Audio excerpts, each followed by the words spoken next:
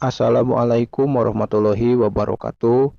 Kami dari kelompok 6 yang beranggotakan Ian Novan Abdullah dan Muhammad Fajar Romdoni akan menjelaskan materi mengenai media audio. Media audio adalah media yang digunakan untuk menyampaikan pesan verbal maupun non-verbal, di mana fokus pada aspek pendengaran sebagai penangkap informasi. Berikutnya ada jenis-jenis media audio. Yang pertama, radio dapat digunakan dalam semua fase pembelajaran, mulai dari pembukaan sampai kepada evaluasi. Penggunaan media ini juga dapat mendukung sistem pembelajaran tuntas atau mastery learning. Kelebihan dari radio, yang pertama harganya relatif murah dan tersedia di mana-mana. Yang kedua, sifatnya mudah dipindahkan. Dan yang ketiga, menyediakan informasi terbaru. Untuk kekurangan dari radio, yang pertama sifat komunikasi hanya satu arah. Yang kedua, program radio telah disentralisasikan sehingga guru kurang ataupun tidak dapat mengontrolnya. Yang ketiga, penjadwalan pembelajaran dan siaran sering bermasalah. Yang kedua ada tape recorder, yaitu salah satu media pembelajaran yang tidak dapat diabaikan untuk menyampaikan informasi karena mudah menggunakannya. Keunggulan dari tape recorder yang pertama, guru dapat mempersiapkan apakah isi program yang disajikan sesuai dengan materi atau tidak. Yang kedua, guru dapat memutar kembali program yang telah disampaikan sehingga materi menjadi lebih jelas. Untuk kekurangan dari tape recorder, yang pertama daya jangkauan terbatas, hanya di tempat program yang disajikan saja. Yang kedua, dalam satu rekaman, sulit untuk menemukan lokasi suatu pesan atau informasi. Yang ketiga, berpotensi terjadi penghapusan yang tidak disengaja. Selanjutnya, langkah-langkah penggunaan media audio dalam pembelajaran. Yang pertama, langkah persiapan.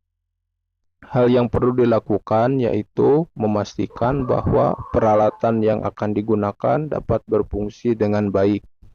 Yang kedua, langkah pelaksanaan. Jelaskan terlebih dahulu tentang jenis mata pelajaran dan tujuan pembelajaran yang ingin dicapai. Yang ketiga, langkah tindak lanjut. Hal yang perlu dilakukan yaitu minta kepada peserta didik untuk menceritakan ringkasan materi yang berhasil mereka serap selama pembelajaran. Karakteristik atau ciri media audio. Yang pertama, mampu mengatasi keterbatasan ruang dan waktu, mudah dipindahkan dan jangkauannya luas. Yang kedua, pesan atau program dapat direkam dan diputar kembali sesukanya. Yang ketiga, dapat mengembangkan daya imajinasi dan merangsang partisipasi aktif pendengarnya. Yang keempat, dapat mengatasi masalah kekurangan guru. Yang kelima, sifat komunikasinya hanya satu arah. Pengembangan media audio pembelajaran. Pengembangan media audio sama halnya dengan pengembangan media pembelajaran lainnya, yang secara garis besar meliputi kegiatan perencanaan, produksi, dan evaluasi. Adapun menurut Sudijiman, langkah-langkah pengembangan media audio yaitu yang pertama, menganalisis kebutuhan dan karakteristik peserta didik. Untuk membuat suatu program media harus disesuaikan dengan kebutuhan peserta didik dan yang sesuai untuk semua jenjang kelas. Contohnya, guru akan membuat pembelajaran dengan media audio untuk siswa SD, sehingga guru tersebut harus menyesuaikan karakteristik siswa dengan media audio yang dibuat. Yang kedua, merumuskan tujuan pembelajaran.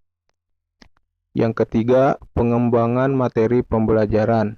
Yang keempat, merumuskan alat pengukuran keberhasilan. Alat pengukuran keberhasilan perlu dirancang dan dikembangkan sebelum proses pembelajaran. Alat ini dapat berupa tes atau penugasan. Yang kelima, mengadakan tes dan revisi. Hal ini dimaksudkan untuk mengetahui apakah media yang dibuat dapat mencapai tujuan yang telah ditetapkan atau tidak. Mungkin itu saja materi yang dapat kelompok kami sampaikan.